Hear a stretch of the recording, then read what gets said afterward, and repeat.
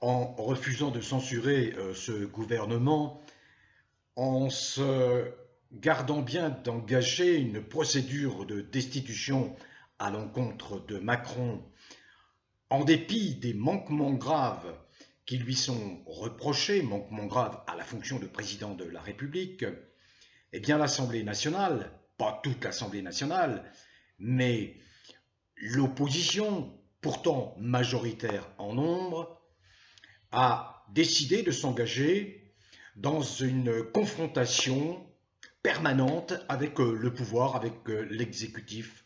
On s'oriente donc vers une espèce de guerre de tranchées où les passes d'armes vont succéder aux passes d'armes pour faire passer telle ou telle loi, pour faire passer tel ou tel amendement. Mais nous avons, et l'Assemblée nationale, en tout cas l'opposition, sait très bien qu'elle a affaire à un gouvernement retors et à un président de la République qui n'a de président de la République que le nom, dans la mesure où chacun sait parfaitement qu'il ne bénéficie d'aucune légitimité comparé à ses prédécesseurs, comparé notamment à ses plus illustres, dont bien sûr le général de Gaulle. Qu'est-ce que ce foutriquet, qu'est-ce que ce freluquet, défenseur des intérêts financiers, banquier rothschildien, fait à l'Élysée? Dès lors que l'Assemblée nationale, qui compte 577 députés, qui a basculé dans l'opposition, j'allais dire la franche opposition, dans la mesure où seuls 250 députés, et encore, affirment leur soutien à Macron, dès lors que cette Assemblée nationale ne s'engage pas dans une crise de régime salvatrice pour vous, pour nous, pour l'ensemble des gens, pour les gens sensés, les vrais Français, qui n'en reviennent pas depuis 5 ans d'être aussi déconsidérés, maltraités, injuriés, insultés. Comment cette Assemblée nationale qui a vu arriver des gens qui ont bénéficié du vote, notamment de gens qui ont de manifestants, de gilets jaunes, etc.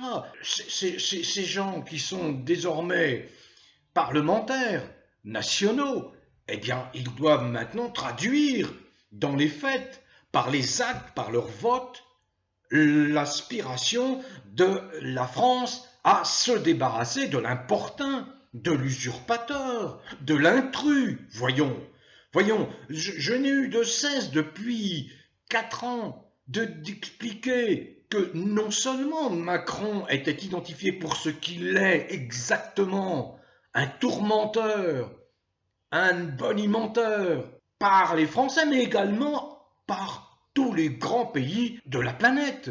Voyons, je répète à l'envi ceci que Trump, le président Trump, a expliqué, a dit, dans une répartie dont il a le secret, que tout ce que touche Macron devient de la merde, est-ce clair? Alors Macron, ben oui, il n'imaginait pas un seul instant, après l'élection présidentielle probablement truquée, il n'imaginait pas un seul instant qu'il allait perdre les élections législatives et qu'il allait là être mis en difficulté. Car la représentation nationale possède aujourd'hui le vrai pouvoir de changer.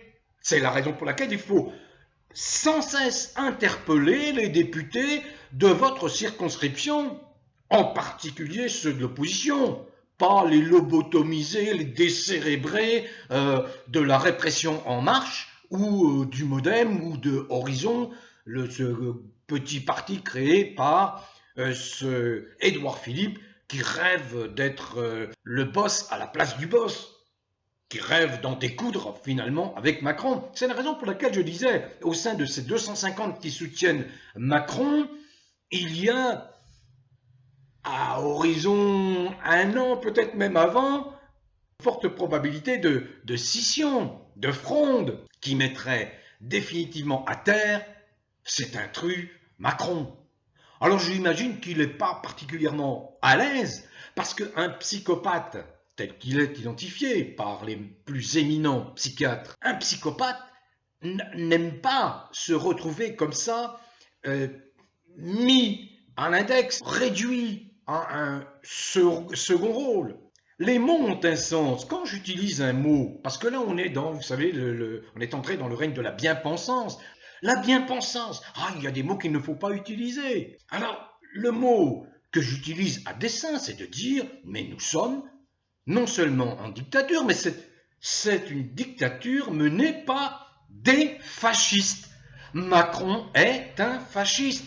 Pardonnez-moi, mais ce mot fasciste a un sens. Dès lors que vous gouvernez par la violence, l'extrême violence, par l'enfumage, par l'inversement des valeurs, par des lois contre nature, eh bien, vous êtes un fasciste. Et les fascistes, les régimes fascistes passent leur temps à vouloir paraître des régimes démocratiques, passent leur temps à montrer qu'ils ont la légitimité populaire. Peu leur chaud de blesser, de tuer, de contraindre, de réprimer. Ça n'est pas leur problème, puisque la plupart du temps, ces régimes fascistes, la quasi-totalité du temps, ces régimes fascistes ont à leur tête des psychopathes.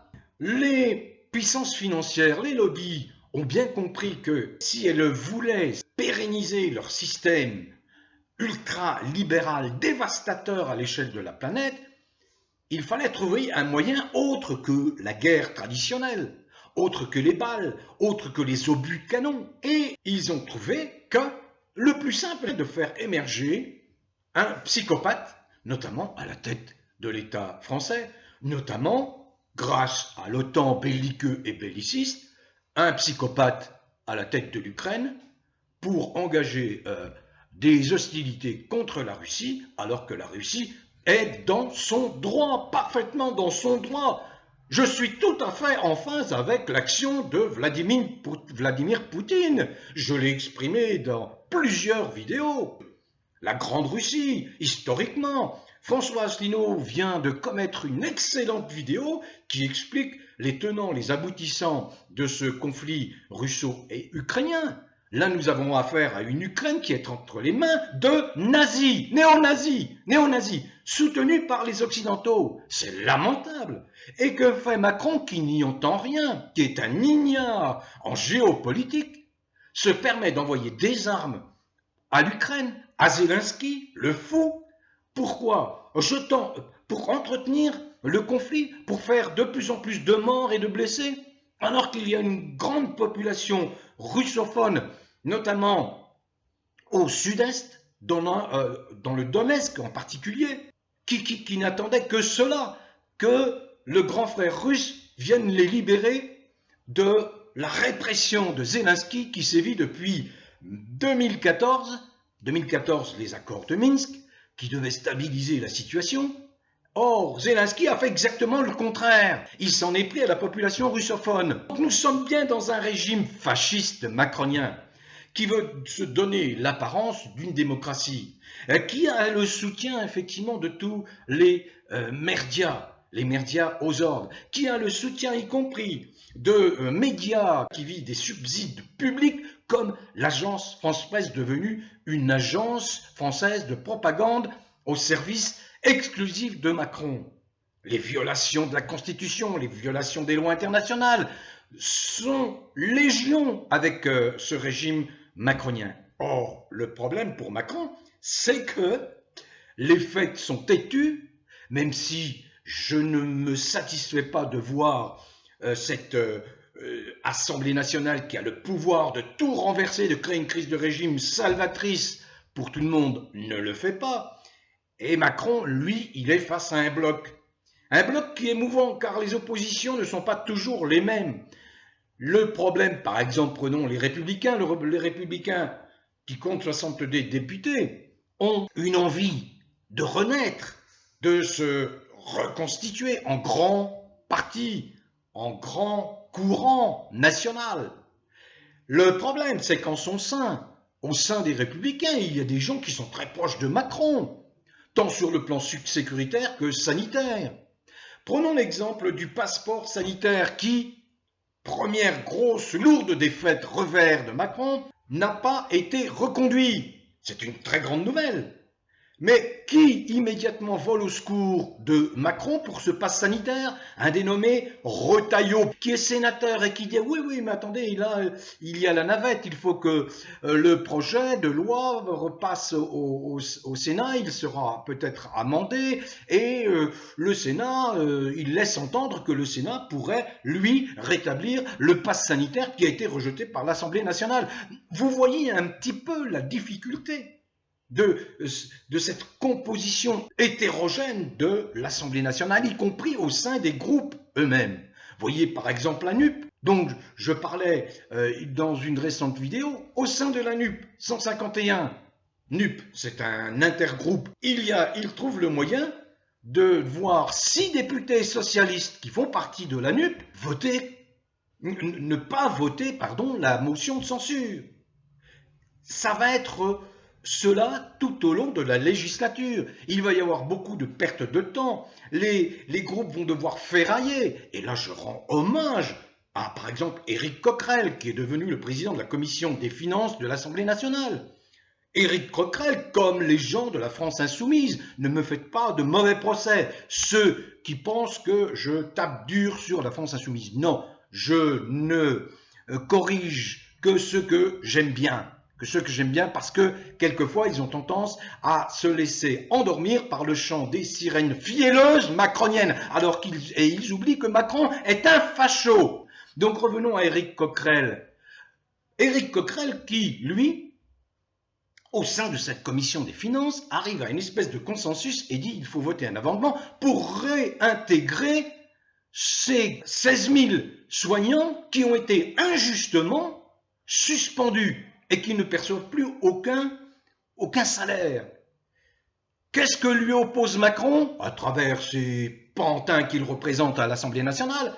Il lui oppose l'article 40 de la Constitution, soi-disant qu'un député ne peut pas proposer une charge financière, entre guillemets, une charge financière à voter par l'Assemblée nationale. Ça lui ressort de l'exécutif. Mais voyons, Coquerel est sorti quand même de sa réserve, de ses gonds, mais on dit donc, ça n'est pas sérieux cela. Il n'y a rien qui interdise de réintégrer, je ne rentre pas dans le détail des arguments de Coquerel, mais il dit mais c'est tout à fait scandaleux d'opposer l'article 40 qui n'a rien à voir avec la réintégration des 16 000 soignants très injustement, scandaleusement suspendus par Macron sous prétexte qu'ils ne voulaient pas se faire injecter. C'est leur droit humain, c'est des droits internationaux, je les ai répétés, qui protègent l'être humain, qui protègent l'intégrité physique des êtres humains.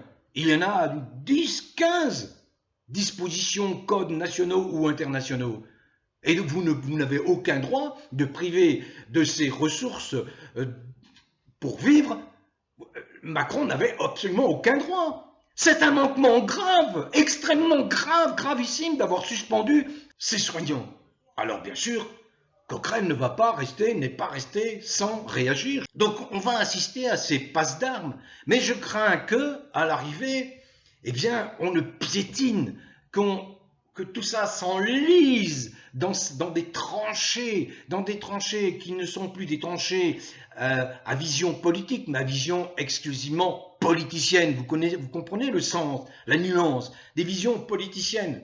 Alors que mettre un terme immédiatement à ce régime fou, fasciste, soit par la censure du gouvernement, soit par la tenue d'autres élections législatives, soit, et c'est ma préférence, soit en engageant une procédure de destitution qui mettra Macron, avec une campagne de presse qui là sera présente, Macron en face de ses crimes, et éclairera tous ceux qui pour l'instant ont encore de la merde dans les yeux. Je ne peux pas parler ici d'un projet qui me révulse, c'est la vaccination des enfants. Je dis simplement que là encore, il y aura passe d'armes à l'Assemblée nationale. Parce que le sujet est gravissime, la vie de nos enfants, comme des sujets dont j'ai traité sur d'autres plateformes qui traitent de lois contre nature. Ma position est extrêmement ferme.